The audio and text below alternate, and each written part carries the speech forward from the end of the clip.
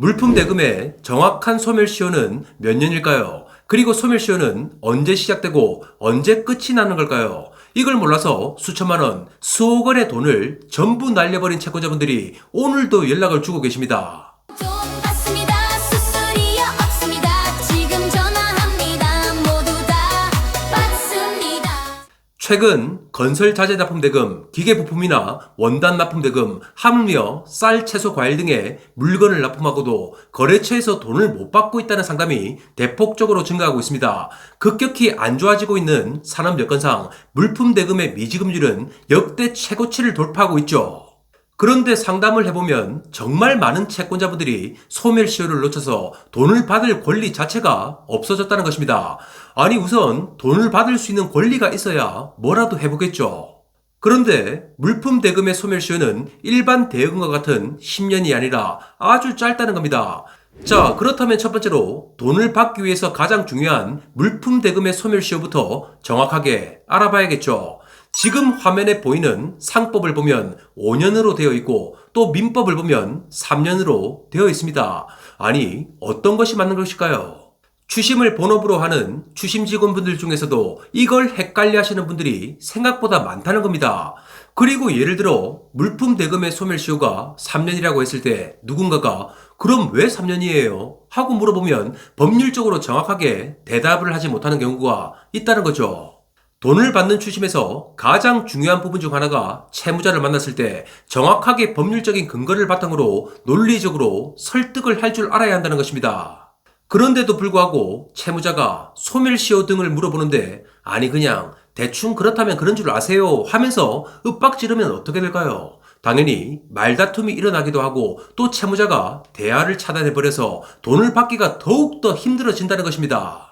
그래서 채무자를 정확하게 이해와 납득을 시키는 것부터가 추심의 첫 시작이겠죠. 우선 결론적으로 물품 대금의 소멸시효는 3년이 맞습니다. 그럼 왜 그런 것일까요? 일단 상법 제64조 상사시효의 내용을 보면 상행위로 인한 채권은 5년간 행사하지 아니하면 소멸시효가 완성한다고 나와 있습니다. 하지만 그 다음을 읽어보면 다른 법령에 이보다 단기에 시효가 규정이 있는 때에는 그 규정에 의한다라고 나와 있다는 거죠. 자, 그렇다면 민법 제163조 3년의 단기 소멸시효에 대한 내용을 한번 볼까요? 다음 각호의 채권은 3년간 행사하지 아니하면 소멸시효가 완성한다고 나와 있습니다. 화면을 보시면 여기 6항에 생산자 및 상인이 판매한 생산물 및 상품의 대가라는 부분이 나와 있죠. 즉 물품 대금은 상법이 아닌 민법 조항에 따라서 단기 소멸시효인 3년을 적용하는 것입니다.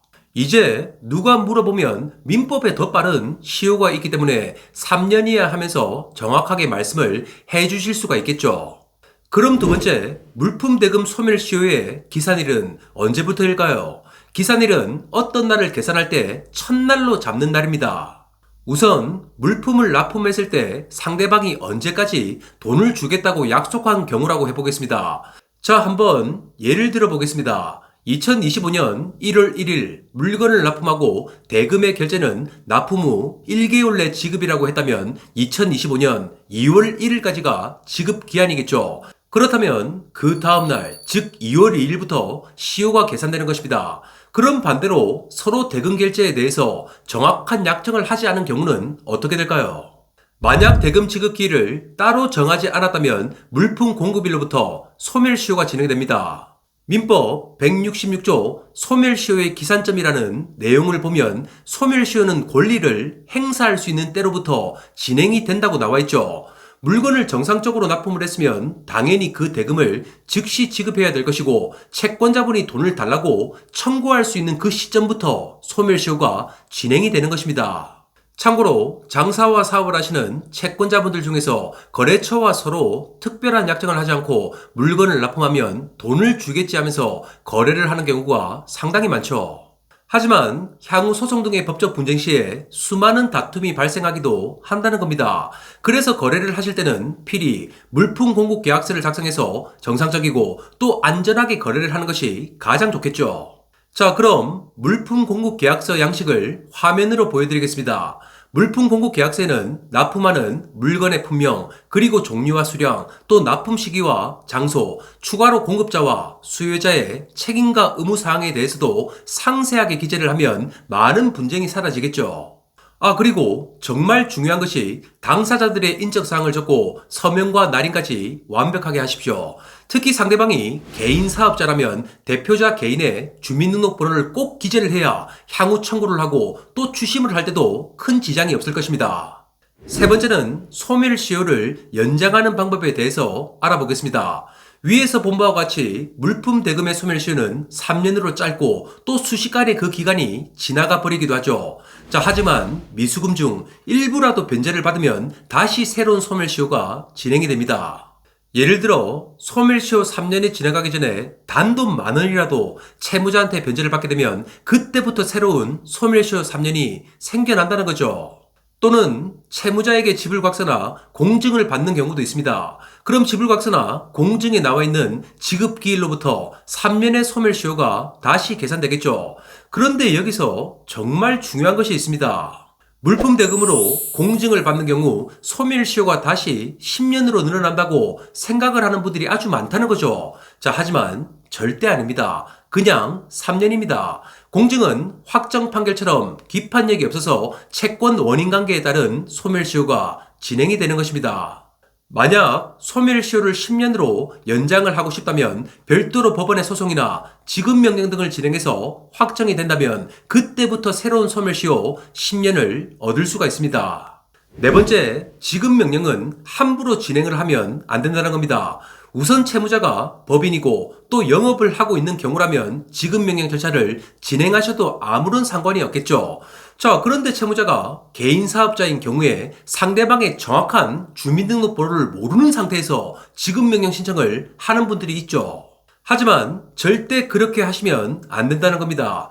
이런 부분에 대해서는 온라인을 찾아봐도 말을 해주는 곳이 잘 없는데 나중에 막상 돈을 받기 위한 작업을 할 때 채권자분들이 엄청난 난관에 봉착할 수도 있다는 거죠. 일단 지급명령은 채권자 분들이라면 다들 잘 아실 겁니다.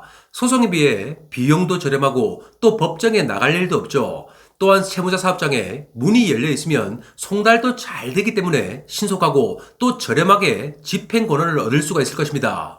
그렇다 보니 지급명령을 신청하면서 당사자 표시에 채무자 이름과 사업장 주소 그리고 사업자 번호 정도만을 넣고 진행해서 확정을 받곤 하죠. 하지만 그렇게 확정을 시켜버리면 그 지급명령 결정문을 가지고 채무자 통장에 압류나 유체동산 경매를 할 수가 없다는 것입니다. 쉽게 설명을 드리면 상대방을 정확하게 식별할 수 있는 고유의 식별번호인 주민등록번호를 기재하지 않는다면 그 집행권한으로 아무것도 할 수가 없다는 거죠. 예를 들어 채무자가 사업장을 운영하는 경우에 유체동산 압류까지는 가능하지만 경매 절차를 진행할 수가 없습니다. 그렇기 때문에 채무자의 주민번호를 모를 때는 반드시 소송 후 사실조회 촉탁 신청을 통하여 당사자를 정확하게 특정해서 판결을 받으셔야겠죠. 마지막 다섯 번째, 상거래 채권의 수는 신속성이 생명입니다. 뉴스를 보면 대금 지급을 받지 못한 사업자들이 길거리로 내몰리거나 또 투신을 하는 등의 안타까운 일들이 전해지고 있습니다. 물품 대금은 정말 단순한 돈 문제가 아니죠. 정상적으로 물건을 납품해주고도 돈을 받지 못하고 있는 채권자분들은 정말 참담한 심정일 것입니다. 현금 흐름이 묶여버리면 사업주인 채권자 개인만의 문제가 아니겠죠. 직원들의 임금도 못 주고 또 그 물건을 납품하기 위해서 사용했던 재료비와 인건비, 또 운송비, 그리고 은행 등의 대출이자와 임대료, 또 세금 체납 등 그냥 한 방에 나락으로 떨어지게 된다는 것입니다.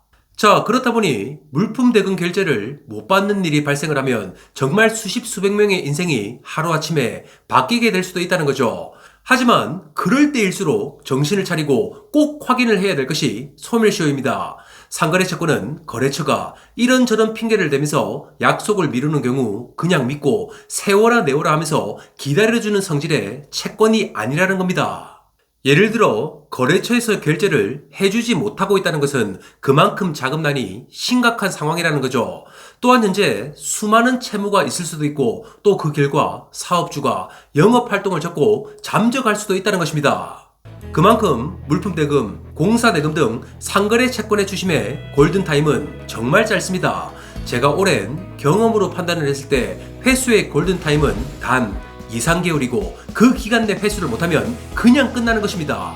자, 이렇듯 미수금 발생 시에는 신속하게 찾아가서 거래처의 영업 상황을 점검하고 또 사생결단의 마음을 가지고 추심을 해서 여러분의 돈을 지켜내야겠죠.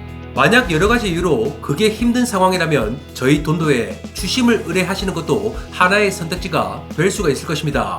특히 각종 상거래 채권 같은 경우는 판결문 같은 집행권은 없이도 바로 의뢰가 가능하십니다. 언제든지 돈도에서 무료로 상담을 받으시고 또 여러분의 소중한 돈을 꼭 지켜내시길 바랍니다. 이상 돈을 받게 도와주는 돈도의 이성훈이었습니다. 감사합니다.